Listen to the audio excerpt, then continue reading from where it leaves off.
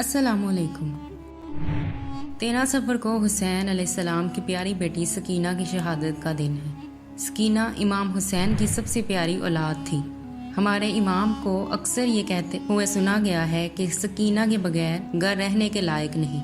सकीना की उम्र सिर्फ 4 साल बताई गई जब इसने दमिश्क की जेल में शहादत कबूल की। साने करबला के बाद आले मोहम्मद सल्लल्लाहु अलैहि वसल्लम को यजीद की फौज ने कैद कर लिया।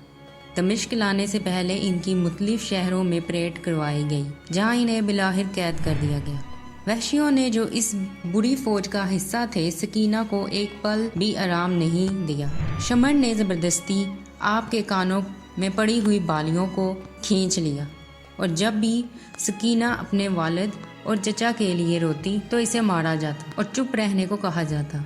इतनी कम उम्री में इस कदर मुश्किलात का सामना करना इंसानियत की पूरी तारीख में बेमिसाल है। आपसे गुजारिश है कि बीबी सकीना की शहादत के बारे में कमेंट सेक्शन में एक लाइन ज़रूर लिखें और अगर अभी तक आपने हमारे चैनल को सब्सक्राइब नहीं किया तो चैनल को सब्सक्राइब करें और वीडियो को लाइक करें। हर 4-5 साल के बच्चे की तरह सकीना भी अंधेरे से डरती थी, फिर भी इन वहशियों ने इसे तारीकी कोठरी में रखा। सकीना करबला में और कूफा से दमिश्क के सफ़र के दौरान बुरी तरह जख्मी हुई थी। बाज़ मौरखीन का कहना है कि अपने वालिद के लिए मुसलसल रोने की वजह से वो सफ़र के दौरान देर तक ऊँट की पुश्त पर बांधी रही, जिसकी वजह से वो शदीद जख्मी हो गई। हैमों में आग लगने से इनके कपड़े भी कुछ जल गए थे। यकीनन इस अजीम खतून का दर्द और गम नाकाबिले फ़हम है। ऐसे ही एक रात दमिश्क के अकूबत खाने में सकीना अचानक रोती हुई बेदार हुई और हर तरफ अपने बाबा को ढूंढने लगी। बीबी ज़ैनब ने इन्हें तसल्ली देने की कोशिश की लेकिन वो रोती रही और कहने लगी कि ऐ मेरी प्यारी खाला, मेरे वालिद कहाँ हैं? चंद मिनट पहले मैं अपने वालिद के पास थी तो उन्होंने मुझे बोसा दिया और कहा कि मेरी प्यारी सकीना तुम जल्द ही मेरे साथ होगी, लेकिन अब मेरे वालिद कहाँ हैं? सकीना ने अपना ख्वाब सुनाया तो जेल की कोठरी में मौजूद तमाम खवातीन रोने लगी।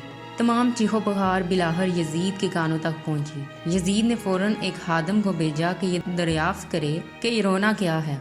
खादम को इत्तला मिली कि बीबी सकीना अचानक नींद से बेतार हो गई और अपने वालिद को याद करने लगी और रोने लगी। यजीद को इस सूरत हाल से आगाह किया गया और इसने खुशी खुशी इमाम अलैहिस्सलाम का कटा हुआ सर कैद खाने में भेज दिया। अपने अजीम वालिद का सर बीबी सकीना देख कर रोने लगी। उन्होंने सर को चूमा और इसको मजबूती से पकड़ा और सबसे पूछा किसने इनके वालिद का सर काटा, कि किसने इनके वालिद को शहीद किया और हम असीर क्यों हैं। अफसोस के इन अल्फाज से अचानक बीबी सकीना खामोश हो गई और हुजरे में खामोशी छा गई। सबका ख्याल था कि सकीना आखिरकार दोबारा सो गई हैं, लेकिन ये आर्जी नींद नहीं थी। सकीना अब मुस्तकिल नींद में चली गई थी। बीबी ज़ैनब ने इमाम ज़ैनुल आबिदीन को बुलाया ताकि मालूम करें कि सकीना के साथ क्या हुआ है, क्योंकि इनका ख्याल था कि वो बेहोश हो गई हैं। जब इमाम अपनी बहन को देखने के लिए आगे बढ़े तो इन्होंने देखा कि इनकी सांसें रुक गई हैं। उन्होंने रोते हुए कहा, इन्ना लिल्लाहि व इन्ना इलैहि राजिऊन। इन्हें इसी जेल की कोठरी में दफन किया गया था।